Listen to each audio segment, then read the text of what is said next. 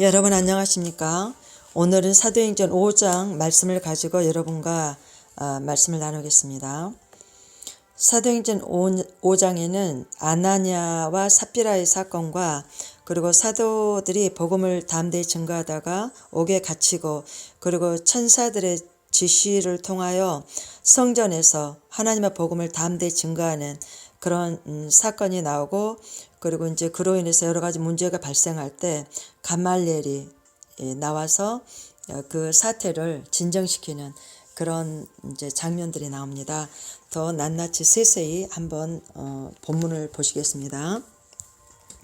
초대교회가 점점 모양새를 갖추어 가는데, 교회라는 것은 완전한 자들의 모임이 아니죠.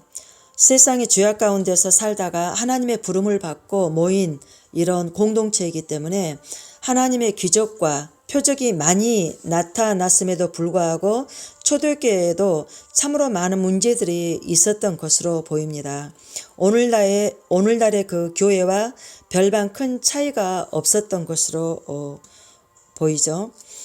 먼저 사도행전 5장 1절부터 보시면 아나니아와 삽비라 사건이 나옵니다. 이들은 오늘날에도 이제 흔히 볼 수 있는 그런 하나님의 영광을 위한 것보다 자신들의 명예를 더 얻고 싶은 욕망에서 자신의 그 전 재산을 하나님께 드리겠다라고 이렇게 이제 그 약정을 한 거죠. 그런데 정작 자신들의 토지를 다 판 다음에는 그 전 재산을 하나님께 드린 것이 아니라 그것도 교회 앞에 와서 그 자신들의 재산의 일부를 감추고 속이고서 자신들의 그 전 재산을 드리는 것처럼 이렇게 속인 거죠. 그런데 그것은 교회를 속인 것, 사람을 속인 것이 아니고 바로 하나님의 성령을 속인 거다라고 해서 아나니아가 그 자신의 전 재산을 바친다라고 했을 때 그의 그 속인 것을 지적하자 그의 혼이 떠나는 그런 사건이 나옵니다. 그리고 이제 잠시 후에 그의 아내 삽비라가 3시간 만에 다시 그 성전에 교회로 오는데 그 똑같이 자기 남편이 지금 먼저 3시간 전에 죽어서 간 걸 모르고 또 똑같이 그런 이제 성령을 속이는 그런 사건이 나오죠. 우리도 어떻게 보면 우리가 하나님 앞에 여러 가지 헌금과 또한 그 일들을 감당함에 있어서 과연 정말 우리가 순수하게 주님의 영광만을 위해서 우리가 살았었나 하는 그런 것들을 좀 뒤돌아보게 만들고 회개하게끔 만드는 그런 또 장면이기도 하죠. 그런데 이 삽비라도 그것이 다다라고 이렇게 얘기를 하는 순간 그의 혼이 떠나서 그 여인도 역시 또한 이렇게 메고 나가게 됩니다. 우리가 하나님의 큰 은혜와 여러 가지 은사를 받는 것도 중요하지만 그러한 것들을 거룩하게 잘 간직하는 것은 더 중요하다고 봅니다.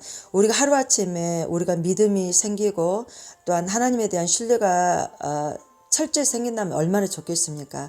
그런데 우리가 하나님의 말씀을 자주 접하면서 우리의 믿음이, 딴 하나님에 대한 신뢰가, 그리고 또 우리가 이제 넘어지기도 하고 또 일어서기도 하면서 우리는 하나님 앞에 더욱더 가까이 하나님의 말씀 앞에 두려움을 가지고 떨림을 가지고 서는 그런 자세와 태도가 우리에게 이제 그 습관화가 되어지는 거죠. 한번 본문을 보시겠습니다. 아나니아라 하는 사람이 그 아내 삽비라로 더불어 소유를 팔아 그 값에서 얼마를 감추매 그 아내도 알더라. 얼마를 가져다가 사도들의 발 앞에 두니 베드로가 가로되 아나니아야 어찌하여 사단이 내 마음에 가득하여 내가 성령을 속이고 땅값 얼마를 감추었느냐. 땅이 그대로 있을 때에는 내 땅이 아니며 판 후에도 내 임의로 할 수가 없더냐. 어찌하여 이 일을 내 마음에 두었느냐. 사람에게 거짓말 한 것이 아니요 하나님께로다. 아나니아가 이 말을 듣고 엎드려 혼이 떠나니 이 일을 듣는 사람이 다 크게 두려워하더라. 젊은 사람들이 일어나 시신을 싸서 메고 나가 장사하니라. 3시간쯤 지나 그 아내가 그 생긴 일을 알지 못하고 들어오니 베드로가 가로되 그 땅 판 값이 이것뿐이냐. 내게 말하라 하니 가로되 예 이것뿐이로라. 베드로가 가로되 너희가 어찌 함께 꾀하여 주의 영을 시험하여 시험하려 하느냐. 보라, 내 남편을 장사하고 오는 사람들의 발이 문 앞에 이르렀으니 또 너를 메어 내 가리라 한대. 곧 베드로의 발 앞에 엎드러져 혼이 떠나는지라. 젊은 사람들이 들어와 죽은 것을 보고 메어다가 그 남편 곁에 장사하니 온 교회와 이 일을 듣는 사람들이 다 크게 두려워하니라. 이 사건 후에 교회가 계속 부흥이 되어 그 참다운 능력이 많이 나타나는데, 사도들이 이제 그 민간에 나가서 기적과 표적이 행하는 그런 모습으로 하나님의 말씀을 더 크게 증거했다라고 나오죠. 12절에 보시면 사도들의 손으로 민간의 표적과 기적이 많이 일어나매 믿는 사람이 다 마음을 같이하여 솔로몬 행각에 모이고 그 나머지는 감히 그들과 상종하는 사람이 없으나 백성이 칭송하더라. 진리의 성령께서는 거짓을 멸하셨는데 진리 자체이신 성령께서 거짓과는 함께할 수 없으셨기 때문에 그런 것입니다. 사단은 사람을 통해 거짓을 퍼뜨리고 거짓된 것을 믿게 하려고 그 혈안이 되어 있죠. 그래서 말씀의 잣대로 거짓과 진리의 분별을 우리는 잘 해야만 합니다. 겉모습만 보고 사람을 믿게 된다면 우리의 인생이 우리 그 경험상 정말 우리 당대에서도 여러 가지 참 아픔과 고통을 겪을 뿐만 아니라 우리 자녀들에게까지도 그 잘못된 거짓된 그 선택을, 그것이 거짓인지도 모르고 그냥 모든 사람들을 믿다 보니까 그렇게 내 눈에 보기에 믿고 신뢰할 만하다고 해서 믿다 보니까 그러한 일들이 발생하게 된 것이 많죠. 그래서 나중에 가서야 사람의 속에서는 의로운 온전한 것이 나오기는 참 힘들구나 하는 것을 나중에 가서야 좀 알게 되는 경우가 많이 있죠. 그때는 너무나 많은 시간들을 이제 탕진해버린 그런 세월들이 있게 되죠. 그래서 우리는 잠깐 후면 우리의 모든 눈에 고통의 눈물을 제하시고 우리를 신원해 주시는 그 주님만을 기대하면서 살아가야만 합니다. 우리의 삶을 거룩하게 지키시고 인도하시는 그 주님 앞에, 성령님 앞에 두려움과 떨림을 가지고 마음속 깊은 곳에서 우러나는 경외감으로 우리의 신앙의 생활을 유지해 나간다면 반드시 우리는 최후의 승리를 얻을 수 있는 그런 인생의 삶을 살 수 있으리라 저는 반드시 확신합니다. 그리고 초대교회는 사도들의 손에 의해서 민간에 많은 표적과 기적들이 나타난 그런 교회였습니다. 사람의 생각으로는 도저히 기대할 수도 없고 상상할 수 없었던 그런 큰 사역들을 잘 감당하는 능력 있는 교회였다는 것이죠. 많은 사람들이 질병이 치유되고 더러운 귀신들이 떠나가고 또 괴로움을 받는 사람들이 그 병에서 나음을 입는 그런 치유의 역사가 강하게 생생하게 나타났습니다. 물론 오늘날에도 이러한 역사는 계속 되고 있죠. 그런데 문제는 그러한 능력이 나타나는 교회가 이단으로 취급이 되고 또 하나님의 능력을 부인하고 또 하나님의 성령의 역사를 부인하는 그런 교회들이 오히려 진리로 포장이 되어서 정말 과연 어떤 것이 하나님의 진정한 진리인지 분별하기가 힘든 그런 지금 이 시대가 되어버렸죠. 14절의 말씀처럼 믿고 주께로 나오는 자가 더 많으니 남녀의 큰 무리더라. 이런 큰 무리가 주께로 나올 수 있었던 것은 사도들의 큰 표적과 기적을 통해서 많은 사람들이 주께 나온 것입니다. 하나님의 교회는 주께로 나온 사람들의 모임이죠. 교회 공동체의 조직에 속하는 것이 먼저가 아닌 먼저 내 마음이 주께 나온 자들이 그 다음에 교회의 공동체의 이론이 되어지는 것입니다. 그런데 주께로 나온다는 것은 하나님께 대한 신뢰와 믿음이 있어야만 되는 것이죠. 믿음이야말로 주께로 나오는 유일한 방법인 것입니다. 성령의 능력으로 거짓된 것을 척결한 교회는 믿고 주께로 나오는 자가 날마다 늘어나게 된다라는 것입니다. 15절부터 보시면 심지어 병든 사람을 메고 거리에 나가 침대와 요 위에 누이고 베드로가 지날 때에 혹 그 그림자라도 누이게 덮일까 바라고 예루살렘 근처 성읍의 허다한 사람들도 모여 병든 사람과 더러운 귀신에게 괴로움 받는 사람을 데리고 와서 다 나음을 얻으니라. 그런데 요즘 이렇게 하게 되면은 이단으로 취급을 받는 그런 목사님들이 굉장히 많이 있죠. 간간히 교회에서 이러한 일들이 일어나는 것도 많이 있습니다. 이제 복음을 증거했던 사도들에게 오히려 그들의 나타난 기사와 표적으로 인해서 능욕을, 조롱을 받는 그런 사건이 지금 일어난 겁니다. 15장 17절에 보시면 대제사장과 그와 함께 있는 사람 즉 사두개인의 당파가 다 마음의 시기가 가득하여 일어나서 사도들을 잡아다가 옥에 가두었더니 주의 사자는 Angel of the Lord, 그래서 천사들입니다. 그 천사가 밤에 옥문을 열고 끌어내어 가로되 가서 성전에 서서 이 생명의 말씀을 다 백성에게 말하라 하며 저희가 듣고 새벽에 성전에 들어가서 가르치더니 대제사장과 그와 함께 있는 사람들이 와서 공회와 이스라엘 족속의 원로들을 다 모으고 사람을 옥에 보내어 사도들을 잡아오라 하니, 지금 본문은 사내들의 공회에서 이제 신문을 받는 사도들의 말과 행동으로서 복음을 증거하는 증인의 자세를 지금 우리에게 보여주고 있습니다. 사도들은 지금 밤에 천사가 나타나서 일러준 대로 그 순종하면서 그 성전에서 복음을 지금 증거하고 있습니다. 천사들이 그 옥문을 열어 주었어요. 그래서 지금 성전에 가서 사도들이 복음을 증거하고 있는데, 당시 사두개인들은 그 이상주의자들로서 부활을 믿지 않았어요. 그리고 예수님 믿는 복음 증거자들을 시기하고 또 사도들을 미워했죠. 그래서 사도들을 옥에 가둬버린 것입니다. 그렇지만 하나님께서는 오히려 천사들을 보내셔서 옥에서 석방시키고 사도들이 성전에서 생명의 복음을 다시 증거할 수 있도록 기회를 주신 거예요. 물론 사도들은 나중에 박해와 체포가 또 있을 것을 알았겠지만 천사의 지시대로 순종하며 천사가 그 옥문을 열어주니까 그 성전에 다시 나가서 복음을 증거한 것이죠. 22절에 보시면 관속들이 가서 옥에서 사도들을 보지 못하고 돌아와 말하여 가로되 우리가 보니 옥은 든든하게 잠기고 지킨 사람들이 문에 섰으되 문을 열고 본즉 그 안에는 한 사람도 없더이다 하니, 성전 맡은 자와 제사장들이 이 말을 듣고 의혹하여 이 일이 어찌된 일일까 하더니, 사람이 와서 고하되 보소서 옥에 가두었던 사람들이 성전에 서서 백성을 가르치더이다 하니, 성전 맡은 자가 관속들과 같이 가서 저희를 잡아왔으나 강제로 못한 것은 백성들이 돌로 칠까 두려워함이러라.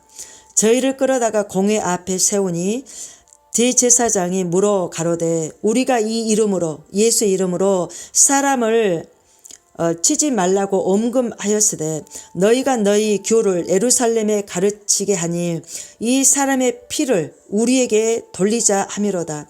베드로가 사도들이 대답하여 가로되 사람보다 하나님의 그 말씀을 순종하는 것이 마땅하니라. 사도들이 이제 사람보다 하나님의 말씀에 절대 순종했다는 구절이죠.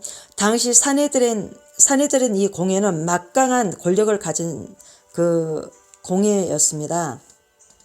그래서 예수님의 이름의 권세를 가지고 사람들에게 말씀을 가르치지 말라고 한 거죠. 그런데 이제 그럴수록 오히려 예루살렘에 하나님의 말씀이 가득하도록 이렇게 증거가 된 겁니다.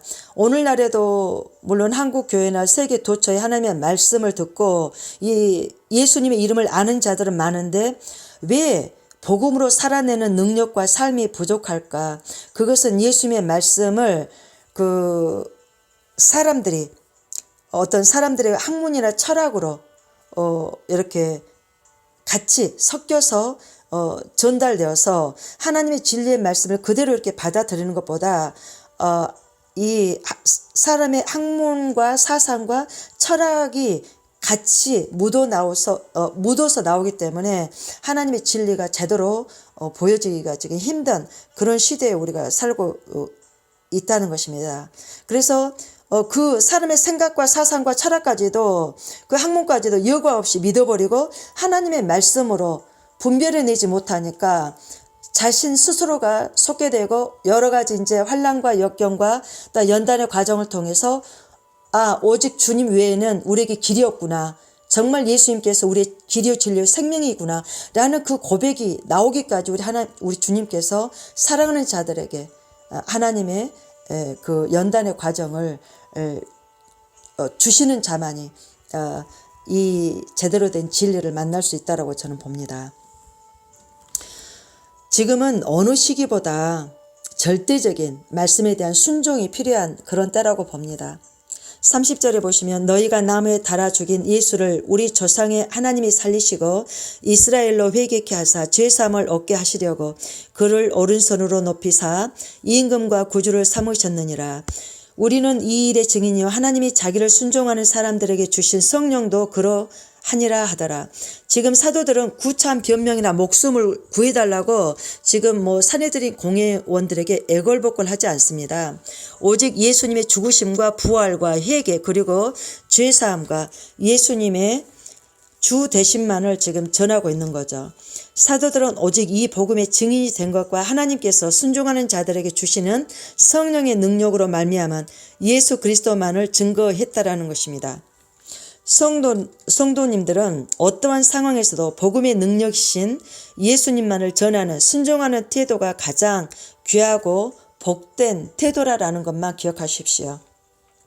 그리고 사도행전 5장 33절에 보시면 저희가 듣고 크게 분노하여 사도들을 죽이고자 할세 바리새인 가말리엘은 교법사로서 모든 백성에게 존경을 받는 자라 공회 중에 일어나 명하여 사도들을 잠깐 밖에 나가게 하고 말하되 이스라엘 사람들아 너희가 이 사람들에게 대하여 어떻게 하려는 것을 조심하라.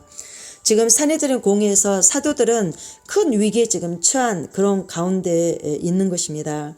그런데 지금 교법사 이 가말리엘의 도움으로 위기에서 지금 벗어나게 되죠.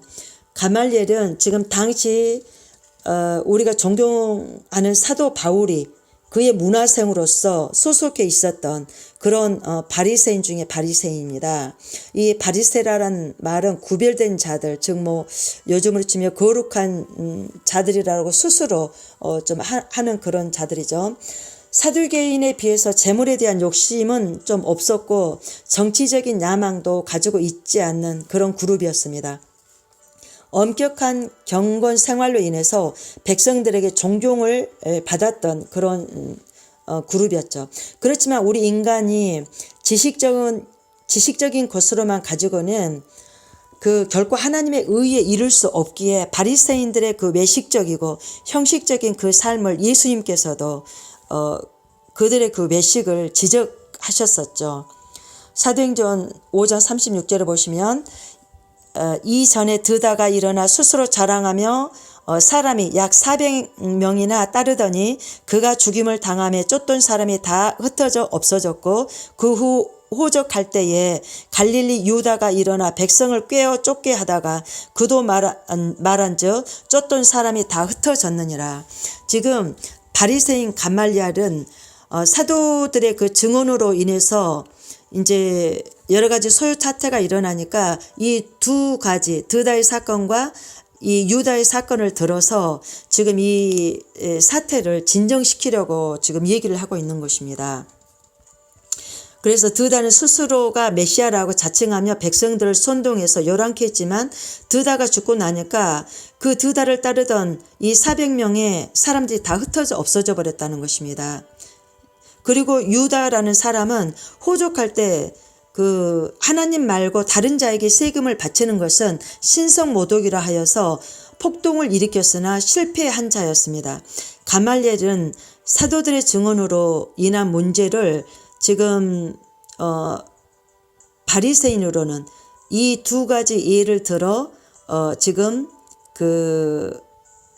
이 바리새인 이 가말리엘이 자기의 이 사내들인 공회원이라는 그 권위를 가지고 지금 이 사태를 지금 이렇게 진정시키고 있는 거죠. 38절에 보시면 이제 내가 너희에게 말하노니 이 사람들을 상관 말고 버려두라. 이 사상과 이 소행이 사람에게로 났으면 무너질 것이나 만일 하나님께로 났으면 너희가 저희를 무너뜨릴 수 없겠고 도리어 하나님을 대적하는 자가 될까 하노라 하여. 이제 바리새인들은 하나님의 예정과 인간의 자유의지를 믿었던 자들이었습니다.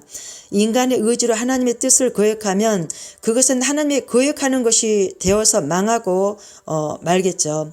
가말리엘은 이 사도들의 행동들을 상관하지 말고 나중에 가서 보면 그들의 소위가 하나님께로부터 나온 것이면 오히려 반대하는 자기네들이 대적자가 될까 하니 상관 말고 내버려 두라는 식으로 지금 이야기를 하면서 사태를 지금 일단락 마무리를 짓고 있습니다.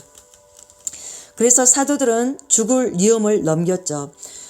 우리에게 주시는 교훈을 여기에서 찾는다면 주의 복음을 위해서 살다가 극한 상황에 치닫고 이제 요즘 점점 우리에게 다가오는 것은 이제 심지어 복음의 위협까지 올지라도 주님의 뜻을 부인할 수 없는 태도는 최후 우리의 생명을 지켜주시는 태도다라는 것을 우리가 여기에서 살필 수 있는 것입니다.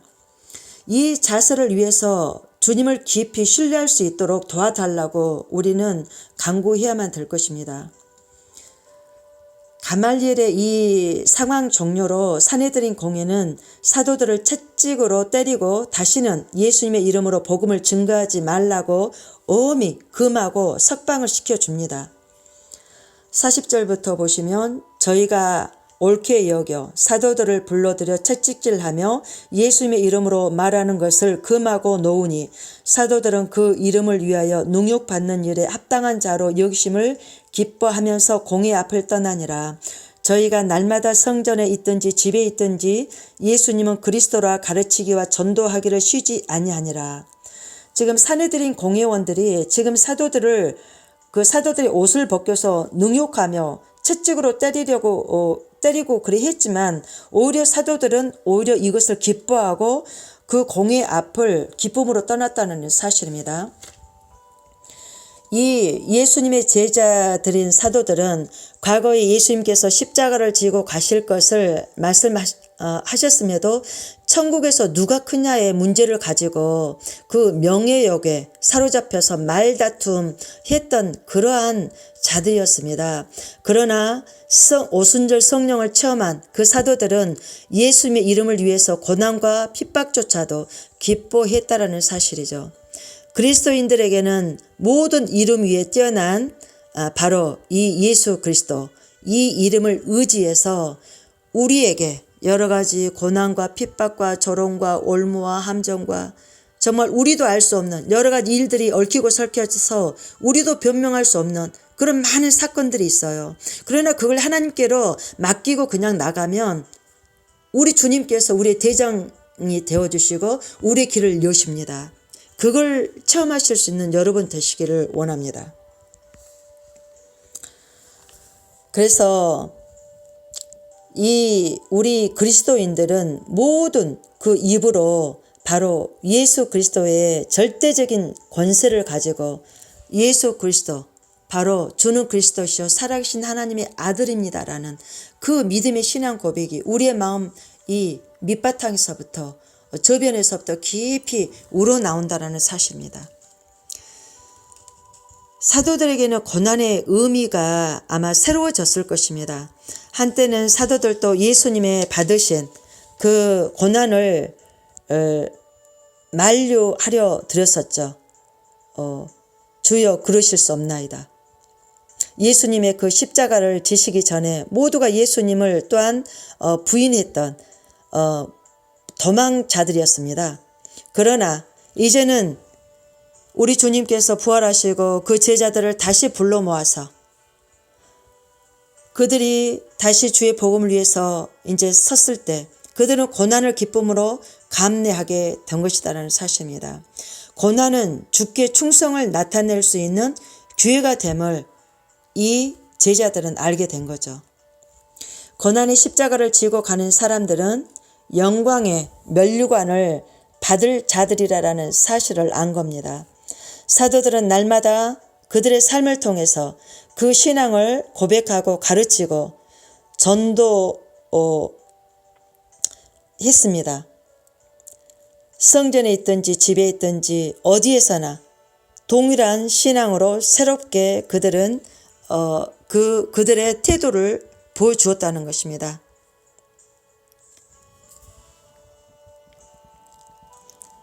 우리가 항상 정말 교회 안에서만 기독교인이 아닌 우리 집에서와 직장과 딴 어디에 우리가 소속하든지 그 안에서 예수 그리스도를 제대로 사람들 앞에서 시인하고 그리고 딴 어디서나 동일한 그 주님을 믿는 제자로서의 삶을 우리가 살아가게 되면 바로 우리 예수님께서도 너희가 내 이름을 사람들 앞에서 시인하면 나도 우리 아버지 앞에서 너희들을 시인하게 될 거다라고 하시는 말씀이 있습니다.